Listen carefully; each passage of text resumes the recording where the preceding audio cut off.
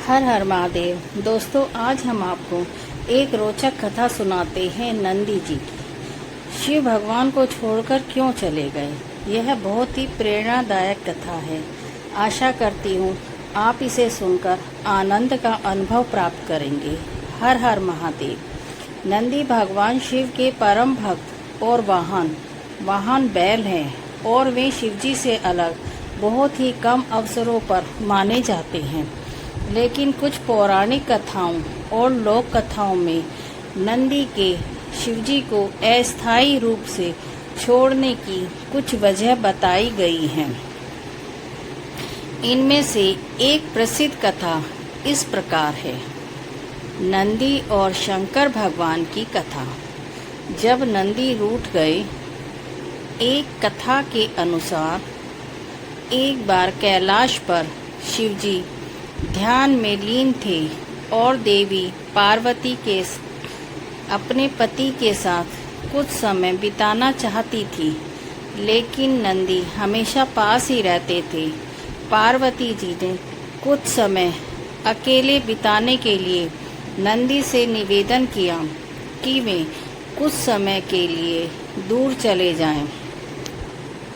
नंदी अपने स्वामी से दूर होना नहीं चाहते थे, लेकिन पार्वती माता के आदर के कारण वे थोड़ी देर के लिए वहां से चले गए।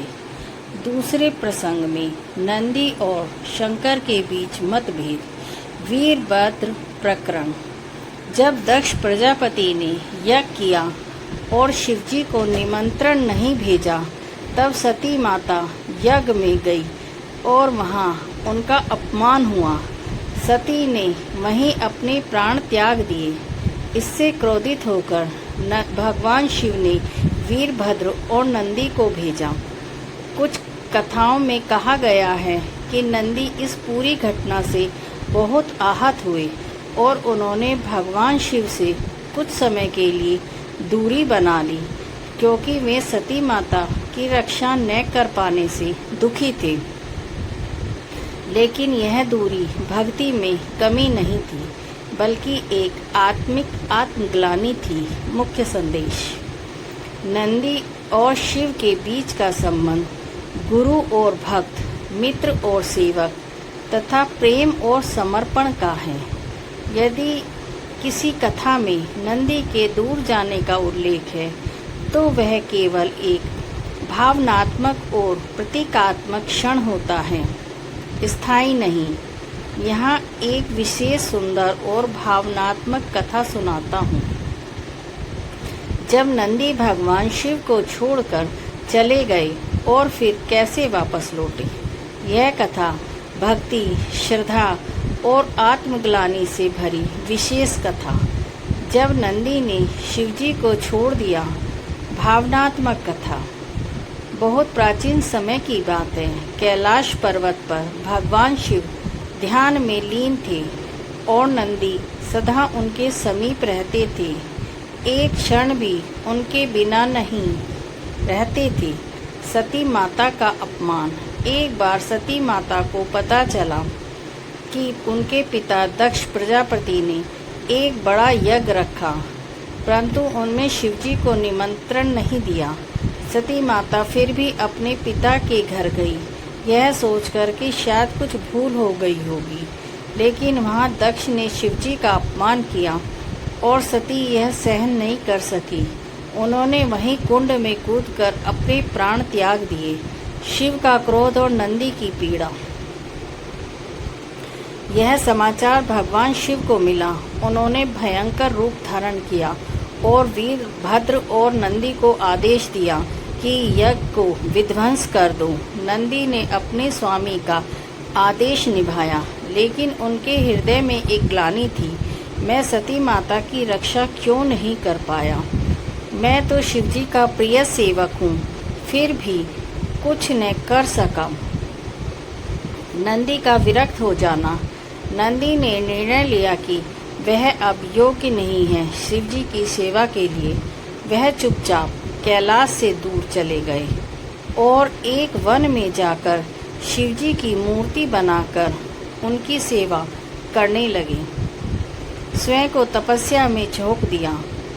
उन्होंने किसी को कुछ नहीं बताया, बस मन ही मन पश्चाताप करते रहे। शिवजी की खोज।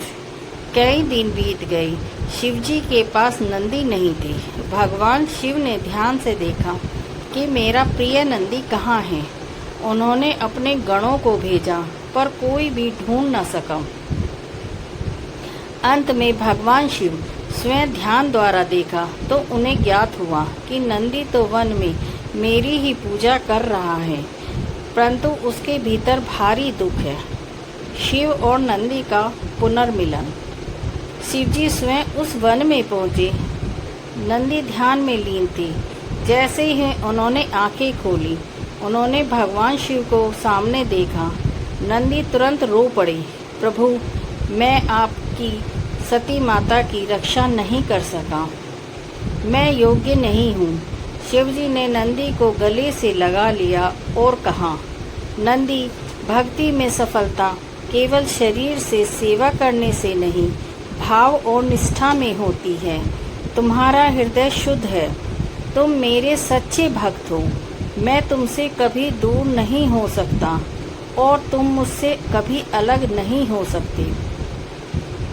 उस दिन के बाद नंदी और शिव जी और भी अधिक श्रद्धा से शिव की सेवा में लीन हो गई। इस कथा से शिक्षा। भक्ति में भी आत्मग्लानि आती है, पर वह केवल प्रेम का एक रूप होती है। भगवान अपने भक्तों को कभी नहीं छोड़ते, चाहे वे स्वयं को छोड़ चुके हों। सेवा का मूल्य हृदय की भावना से होता है, योग्यता से नहीं। हर हर महादेव। दोस्तों, आपको यह प्रसंग कैसा लगा? यदि यह प्रसंग आपको अच्छा लगा तो आप इसे लाइक कीजिए, सब्सक्राइब कीजिए और अपने दोस्तों में शेयर कीजिए और हमें ऐसी ही अच्छी कथा बनाने की प्रेरणा दीजिए। हर हर महादेव।